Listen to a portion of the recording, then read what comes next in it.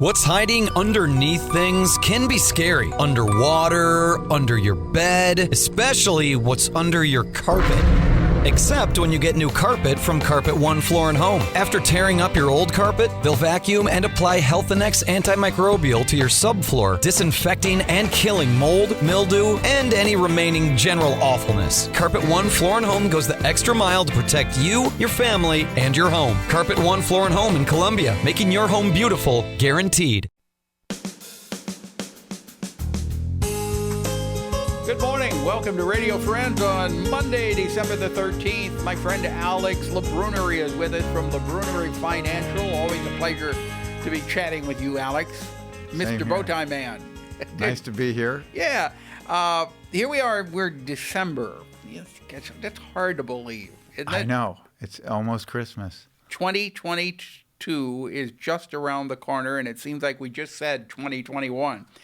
But there are several things that you wanted to touch on today dealing with the end of the year. Before we get to that, though, I know one thing you wanted to mention was about long-term care. Yeah, I thought it was an interesting event out in Washington State this fall that the state itself of Washington had come up with a mandatory long-term care insurance plan, and it set a income tax on its residents. There in Washington, and other states are starting to look at that as a model for paying for long-term care in the future. I think what it tells us, Paul, is that people are, governments and healthcare providers, and all of us know there's this ongoing need to save and for retirement for long-term care. We think of retirement savings, but the last years of retirement can be very expensive. Because care facilities are expensive. Washington State has a mandatory almost 0.5% income tax now that goes into a new insurance pool to be used for long-term care of their residents. Of their residents, yes. And do you see this as a possibility of coming to the state of Missouri? Yeah, Missouri's on, maybe not in the next year or two, but within the next 5 years, I think our state might be looking at something like that to offset care costs. Okay, so this is something that we can talk about in the future, think about. Yeah. But as we're in the middle of December right now, there are some important deadlines that people need to be aware of. Yes, yeah. Let's start, first of all, with the student loan. Yeah, this is one that is, as we emerge from COVID, the Trump administration and then the Biden administration both suspended loan payments on student loans, put a moratorium on payments of loans. Well, that moratorium ends next year, in January. So in February of next year, just around the corner, these loans are going to be payable again. And though people, it's not that's going to be something people want to be aware of if they are indeed, having to pay student loans.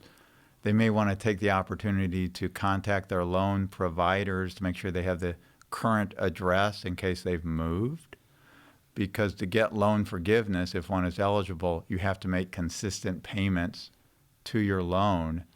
So you want to make sure you don't miss any payments and miss a chance for loan forgiveness if it ever comes your way. Okay, so the point is that coming up in January, they're going to be due again. Yeah, February 1st. February 1st, they're going to be due again. All right, so you need to make plans for that. Then also the end of the year checklist that people need to think about. End of the year checklist. Here we are, like I said, another max. One other element on the loan. Student loan, Paul, if I can jump back momentarily, it may be a good chance with the lower interest rates to look at refinancing one's student loans anyway. We'll put some resources on our blog website, but people can Google that and try to look for ways to possibly refinance, get a lower rate for their on student their student loan. Might be a possibility, probably worth checking, nonetheless. So here we are on the end of the year. Okay. Is that charitable donations? Charitable donations. So those of us that are over age 72 and have to take required minimum distributions from their IRAs or this year, they may want to make a charitable donation with that required minimum distribution. And if you take it directly, if it's taken directly from your IRA, then you are not paying taxes on it. That's absolutely correct, yeah. But it has to be taken, it can't come to you. It has to go directly from the IRA to the charity. That's right, to the charity.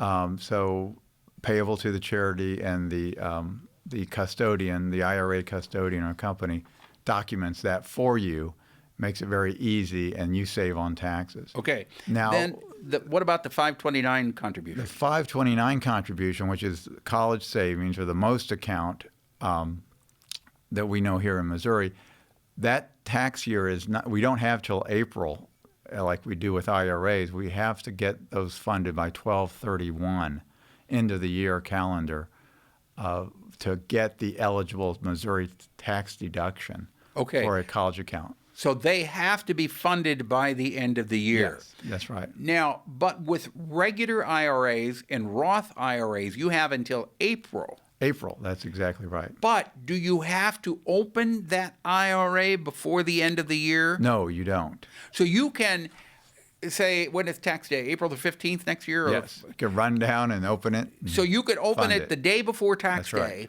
and still contribute for 2021. Yes. In 2022. Yes. Okay. That's right, if you're eligible.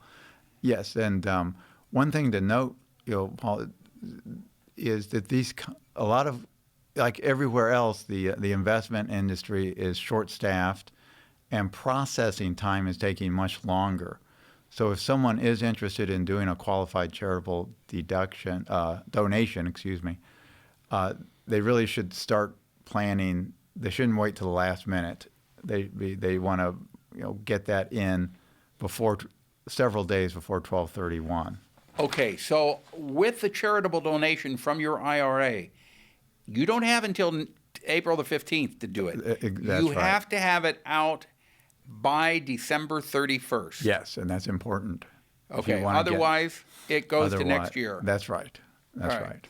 A minute left here. Anything else in general? Well, we end the year. We don't know. Hopefully, the virus stays contained. But we're in mid-December, and we'll be just following the tracking of the virus. But luckily, we have booster shots. We have social distance. We know how to deal with this now. If we do follow all of those. Yes.